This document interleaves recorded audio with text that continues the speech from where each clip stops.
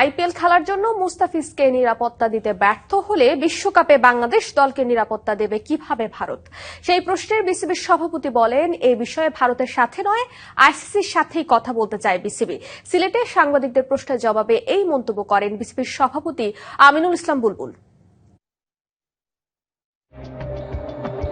IPL থেকে মুস্তাফিজকে বাদ দেওয়ার জন্য কলকাতা নাইট রাইডার্সকে নির্দেশ দিয়েছে ভারতীয় ক্রিকেট বোর্ড। তবে এ বিষয়ে বিসিবিকে কিছুই জানায়নি বিসিসিআই। সুতরাং মুস্তাফিজ এবং ভারতে অনুষ্ঠিত বিশ্বকাপে বাংলাদেশ দলের নিরাপত্তা ইস্যুতে বিসিবি কথা বলবে আইসিসির সাথে, তেমনটাই বললেন বিসিবি সভাপতি আমিনুল ইসলাম বুলবুল। বিশ্বকাপ অর্গানাইজ করছে আইসিসি পোস্ট ইন্ডিয়া।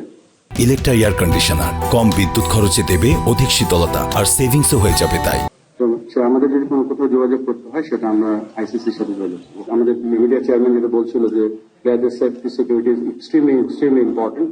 তো আমাদের যেহেতু একটা বোর্ডে একটা কল আছে, ডিসকাশন কল, তখন হয়তো আমরা আরো ইনফরমেশন আমাদের অন্য ডিপার্টমেন্ট থেকে পাবো।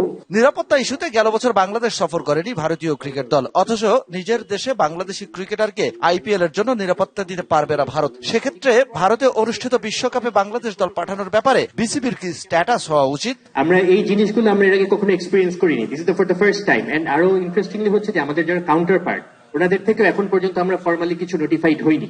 So unless we are being notified, আমরা তো কোনো অ্যাকশন নিতে পারছি না। আপাতত সময়ের হাতে ছেড়ে দেওয়া হলো বাংলাদেশ ক্রিকেট দলের আসন্ন বিশ্বকাপ উপলক্ষে ভারত যাত্রা। ভেবে চিন্তেই নাকি সিদ্ধান্ত নেবে Bangladesh cricket board. Shahan Papon, DBC news, Sylhet.